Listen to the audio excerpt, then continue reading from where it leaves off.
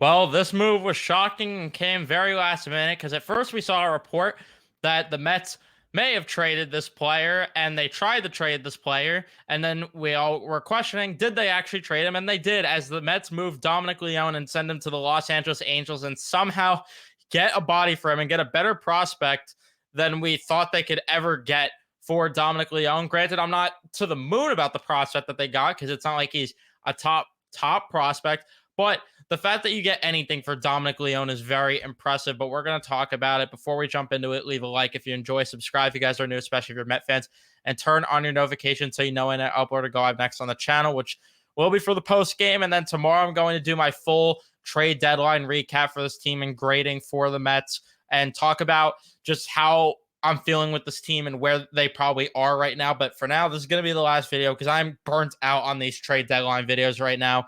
And of course, like I said, I have to do the post-game coverage. But let's talk about it. Let's start with Dominic Leone, who the Los Angeles Angels are acquiring, which they obviously need bullpen help. The Angels are always starving for pitching. And I don't know if this was the answer. Dominic Leone is not good by any means. As this year in 31 games, Buck Showalter is crying because he loves him. And the fact that he's played that many games for the Mets is kind of sad. But has a 9.68 Ks per nine, which isn't horrendous. 3.23 walks per nine, though. Very horrendous. 2.05 home runs per nine. Very horrendous.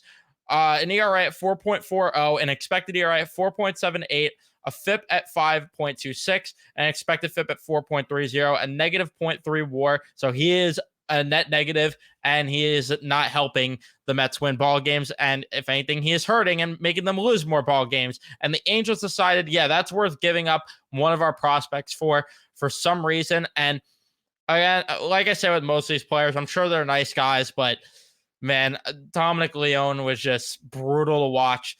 He loves to throw that cutter. Loves to throw that cutter. And yeah, we'll see how he does with the Angels and how he fits in. Again, they're always starving for pitching, so at least they get some bullpen help. I don't think they'll ever get what Dominic Leone was. They're definitely not going to get what he was with the Giants in 2021. The Giants kind of had a weird year that year in general. 2017, he wasn't bad either, and then his first year in the league too in 2014. I don't think that Dominic Leone's ever going to be seen again unless the Angels have some sort of pitching magic going on over there that we don't know about, that all of a sudden they could be like the Tampa Bay Rays and fix him. But I just don't see it happening.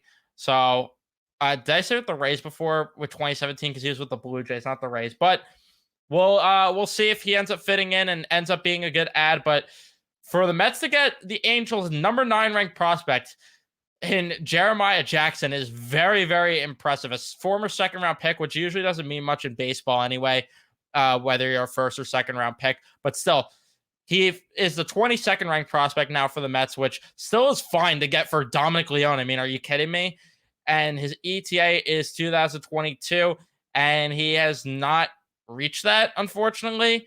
But I'm pretty okay with this because you get a prospect that you can maybe flip one day, and best case he ends up being something. In Double-A, he's not even doing that bad, actually. Definitely a speed demon. Has 21 stolen bags on the year, 56 RBIs in 82 games played, 15 home runs, so a nice little power there as well.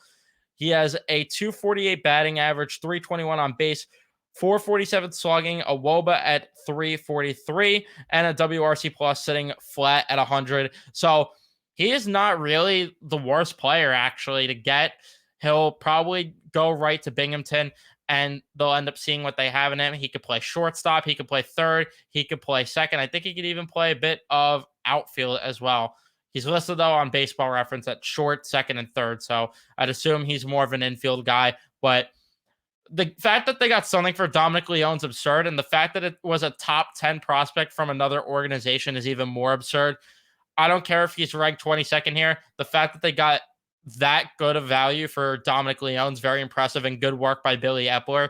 And yeah, worst case, he ends up being nothing. Best case, like freaking got a great asset for Dominic Leone, which is something that is crazy to even think about. But he's already 23, so that's a little upsetting that he's kind of slow in his development, and it might take him till he's 25, 26 maybe to get called up. But remains to be seen. Maybe the Mets give him a couple games this year since they're not really playing for anything at this point. But let me know what you think of the trade in the comment sections down below. I'd love to hear from you guys. Don't forget to leave a like if you enjoyed. Subscribe if you guys are new. Turn on your notifications so you know when I upload or go live next. And I'll see you guys in the next one.